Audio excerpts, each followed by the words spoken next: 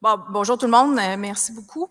En fait, aujourd'hui, je veux vous parler d'empreinte carbone, puis je vais vous expliquer un petit peu les méthodologies qui sont employées, les différents défis, puis pourquoi aussi c'est vraiment important d'utiliser ce genre de méthodologie de comptabilisation-là.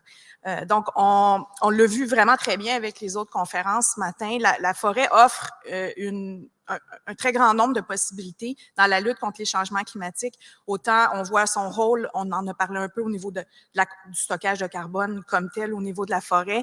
Puis ensuite, avec la forêt, on peut faire une panoplie de produits qui ont un potentiel de substitution pour des produits qui vont émettre beaucoup de GES, autant au niveau des matériaux, des produits de spécialité, puis de l'énergie aussi. C'est vraiment important quand on tente de développer des stratégies ou des nouvelles solutions, de bien faire la comptabilité carbone pour plusieurs raisons. Bien, premièrement, évidemment, on veut s'assurer de prioriser les solutions qui vont entraîner le plus grand potentiel de réduction, donc faire plus avec moins. Puis aussi, l'avantage de ces méthodes de comptabilisation-là, c'est d'identifier tous les aspects, toutes les étapes dans le cycle de vie qui amènent le plus d'émissions de GES, puis de tenter de les réduire. Donc, même si on a une solution qui est déjà bonne et qui entraîne une réduction de GES, bien, s'il y a des endroits, des potentiels où on pourrait réduire encore plus, bien, pourquoi pas? Donc, c'est ça qu'on cherche à faire, d'optimiser aussi ce qu'on fait.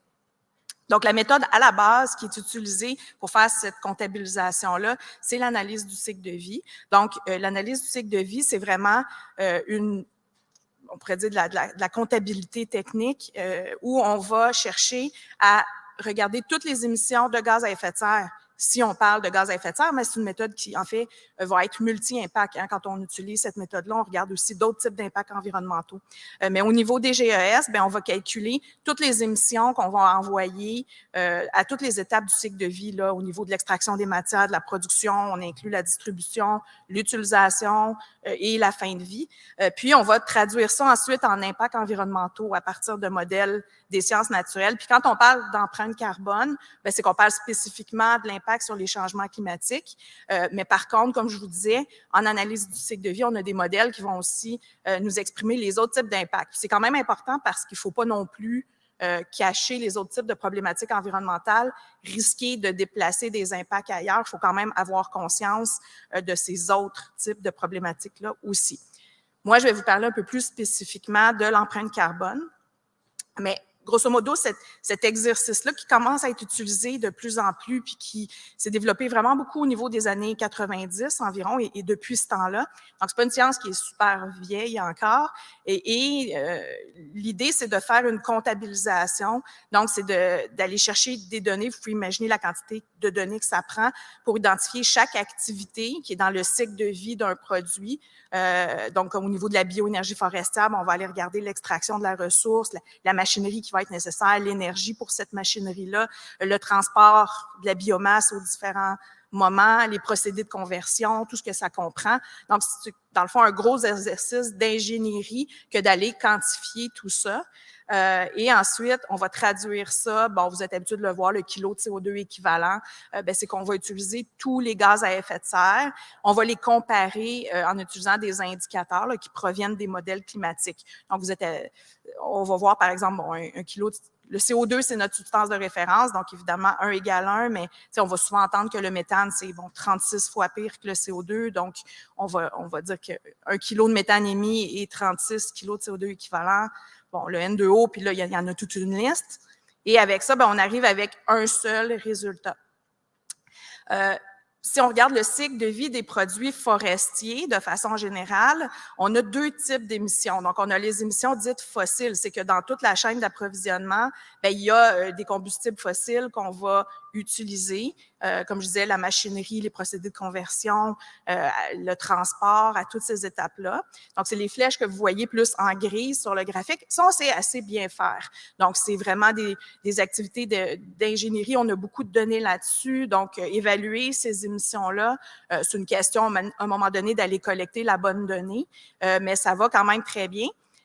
L'aspect un peu plus complexe quand on arrive avec tout ce qui est forestier, c'est au niveau du carbone qu'on dit biogénique, donc les flux que vous voyez, les flèches en vert, parce que là, on essaie de comprendre, on parle système, d'écosystème. Hein. Donc, on essaie de comprendre l'impact que notre cycle de vie a sur les séquestrations de carbone par la forêt, la biomasse, et ce qu'on va émettre aussi aux différents moments, donc que ce soit par la combustion ou si on a de la matière organique qui se dégrade. Donc, cette quantification-là rend l'exercice un peu plus complexe.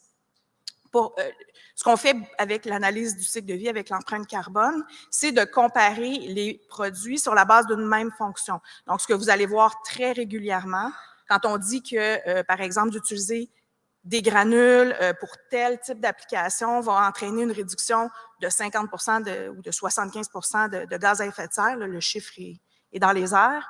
Mais ce qu'on fait, c'est vraiment d'aller comparer l'empreinte carbone de la solution biomasse à celle de la solution fossile qu'on veut remplacer, sur une base fonctionnellement équivalente. Donc ici, j'ai donné un exemple. Produire un mégajoule de chaleur pour le chauffage d'un bâtiment institutionnel. Donc, on va modéliser ces deux scénarios-là pour être en mesure de bien les comparer en incluant tout leur cycle de vie. Et pourquoi est-ce que typiquement, on a tendance à penser qu'au niveau de la bioénergie forestière, on a une réduction d'émissions de GES? Bien, les potentiels sont à différents endroits dans le cycle de vie.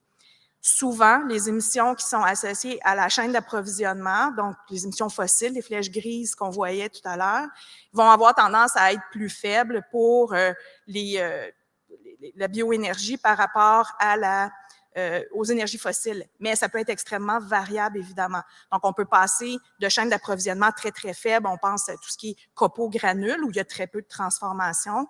Évidemment, quand on va vers les biocarburants, on augmente beaucoup les procédés, les processus. Et là, on va augmenter l'intensité carbone de ces activités-là et donc l'empreinte carbone de la solution. On a aussi le transport. Donc, c'est sûr qu'en faisant le calcul d'empreinte carbone sur tout le cycle de vie, on arrive à identifier les endroits. Donc, est-ce que c'est le transport de la biomasse qui est plus problématique? Si j'augmente de tant de kilomètres, c'est quoi l'impact? Est-ce que c'est mes procédés de conversion? Est-ce que dans mes procédés de conversion, je peux utiliser d'autres sources d'énergie qui vont faire varier beaucoup cette empreinte-là? On a les émissions de combustion et de dégradation en fin de vie qui sont typiquement compensées par la séquestration biologique. En fait, c'est là le très fort potentiel de la bioénergie forestière et voilà. Mais ça, il faut s'en assurer. Donc, je vais donner un exemple absolument extrême qu'on ne voit pas vraiment au Québec, mais si on fait de la déforestation et qu'on ne laisse pas la forêt se régénérer, bien, ce principe-là, on ne l'a pas, il disparaît. Puis l'émission de la combustion de la bioénergie devient équivalente à une émission fossile. Donc, entre ces deux extrêmes-là, bien, on a une grande gamme. Et là, ça amène un peu de la complexité, comment on modélise ça. Il y a aussi toute l'histoire, puis tantôt quelqu'un l'a mentionné, puis a montré un exemple d'un groupe de travail. Mais si on conservait la forêt intacte plutôt que stocker le carbone, quelle est la différence par rapport à l'exploiter? Puis même en l'exploitant, on peut faire une multitude de produits du bois, une multitude de bioénergie. Donc, dans cette espèce de cocktail de produits-là, qu'est-ce qui est le préférable de faire? Bien, pour faire ça, maintenant, il faut de plus en plus, bien, puis on le fait au niveau de la recherche, de combiner l'analyse du cycle de vie avec les expertises de, par exemple, des gens en foresterie, donc qui vont travailler avec des modèles de carbone forestier, et donc pouvoir mettre ces différentes couches-là pour arriver à des réponses plus fiables là-dessus. Donc, pour votre information, en analyse du cycle de vie, typiquement avec les produits forestiers, on avait tendance justement à mettre la fameuse neutralité carbone. Donc, ne pas du tout considérer le carbone biogénique, dire que c'est neutre, prendre pour acquis que c'est neutre. Mais il y a beaucoup d'exemples dans la littérature récente qui ont montré qu'il faut faire attention parce que dépendamment comment on va la gérer, la forêt, bien évidemment, on n'est pas neutre. Donc, ce bilan-là, il faut vraiment l'étudier puis mieux le comprendre pour être sûr qu'on fasse comme il faut. Donc, ça, c'est un peu ce qui est assez récent au niveau de la recherche. Tantôt, M. Durani montrait le fameux rapport d'Unsky. Bien, dans ce modèle-là, ça, c'est une des choses que le modèle ne fait pas, de prendre en compte ce carbone-là. Donc, parce que c'est pas encore rendu au niveau, c'est très opérationnel, on est encore au niveau de la recherche. Mais il faut vraiment le prendre en compte. Donc, le groupe de travail sur les changements climatiques, dont on a vu aussi tantôt des exemples, eux, ils ont fait cette intégration-là avec les modèles de carbone. Donc, quelques enjeux de comptabilisation rapidement. Bien, cette fameuse neutralité de carbone biogénique-là. Donc, puis le groupe de travail sur les changements climatiques l'ont fait, donc comparer avec différents niveaux d'intensité d'exploitation de la forêt, avec différentes pratiques forestières, quel est l'impact sur le carbone forestier et de l'entrer dans l'équation. Donc ça, on va faire ça de plus en plus. Puis, ça permet d'identifier aussi, la difficulté, c'est qu'avec la forêt, il faut toujours comparer avec un scénario qui est sans projet. Donc, si moi, je fais un gros projet de bioénergie forestière, d'exploitation forestière dans une zone, bien, je dois comparer le stock de carbone forestier à celui si ce projet-là n'était pas là. Donc, on a toujours cette différence-là. Donc, si je m'en vais couper des arbres de boue pour en faire de l'énergie, je n'aurai pas le même résultat que si je vais couper les arbres de boue, j'en fais des produits du bois, mais j'utilise les résidus de coupe pour faire la bioénergie. Et tous ces scénarios-là, on essaie de les intégrer. Puis, une autre raison pour laquelle c'est aussi quand même complexe, c'est qu'au niveau du carbone forestier, bien, ça va varier d'une région à l'autre en fonction du climat, en fonction des espèces, des pratiques de foresterie. Donc ça, c'est des choses qui sont vraiment très, très importantes puis qu'on fait de plus en plus au niveau de la recherche. L'autre, un petit peu particularité aussi avec la comptabilisation carbone, que peut-être pour ceux qui sont dans le domaine, vous avez déjà entendu parler, c'est la question du temps, parce que au niveau de la foresterie, les processus naturels, en particulier au Québec, c'est des processus qui se font sur une longue période. Et étant donné, par exemple, bon, on sait que les objectifs climatiques qu'on se donne sont très à court terme. Donc, avec l'accord de Paris, on sait qu'en 2050, il faudrait être neutre et que toutes les émissions qu'on va faire entre ici et 2050, c'est juste 29 ans, ben, ces émissions-là doivent pas dépasser une certaine quantité. Donc, sur 30 ans, c'est vraiment important de réduire. Mais si on a les arbres au Québec, ben, ça prend 70, 80 ans, en forêt boréale, par exemple, à arriver à maturité. Donc, c'est sûr que si je coupe un arbre aujourd'hui, mais j'en ai pour plusieurs décennies avant de recapter ce carbone-là. Donc, cette question-là de timing est aussi importante. C'est quelque chose qu'on fait de plus en plus. Il y a la fameuse question de dette carbone que vous avez peut-être déjà entendu parler. Puis, ça permet d'identifier les meilleurs scénarios, justement, au niveau stratégique. Donc, est-ce que c'est préférable de prendre les arbres de boue, d'en faire des produits du bois qui ont une longue durée de vie et qui perpétuent le stockage de carbone, utiliser le résidu de coupe, que lui, de toute façon, si on le laisse sur le parterre de coupe, il se dégrade et le carbone s'en va à l'atmosphère, aussi bien le valoriser en énergie. Tout ce qui est résiduel, typiquement, pas cette problématique de dette carbone-là, parce que la partie de l'arbre, on va la laisser dans les produits du bois et on va vraiment retarder son émission pendant que la forêt se régénère et recapture ce carbone-là. Donc, les messages clés à retenir, puis ça, c'est quelque chose qui est ressorti vraiment beaucoup dans les autres présentations, c'est qu'au niveau d'efforts climatiques, les efforts doivent être vraiment importants.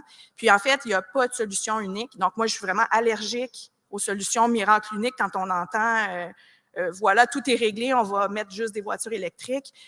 Non, tout n'est pas réglé. Désolée si je pète votre ballon, mais c'est vraiment une multitude de solutions qui vont devoir se mettre ensemble. Donc, chaque source d'énergie a sa place et a son rôle. Puis, il faut trouver, dans le fond, la façon la plus optimale d'utiliser toutes ces sources d'énergie-là. Puis, en particulier, c'est vraiment important de prendre en compte aussi que il y a toutes ces sources-là ont leurs limites, que ce soit en termes évidemment de capacité, donc la biomasse, on ne veut pas déforester le Québec, donc il y a une limite. L'hydroélectricité aussi, tout ce qui est harnacher une rivière a énormément d'impact écologique aussi, donc ce n'est pas que les émissions de gaz à effet de serre. Au niveau de la forêt, on a des impacts sur la biodiversité, sur plein d'autres caractéristiques des écosystèmes, donc la ressource, elle est limitée.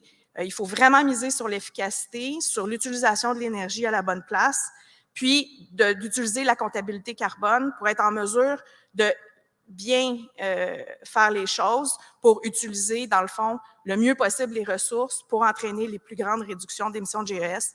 Donc, c'est sûr que c'est pas simple, mais il faut vraiment mettre en place ces outils-là pour nous aider à prendre les meilleures décisions pour faire plus avec ce qu'on a, puis se donner le plus de chances possible de remplir nos objectifs.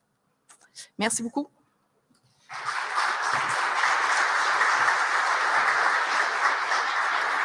Merci beaucoup, Madame Levasseur. On vous invite à venir vous asseoir.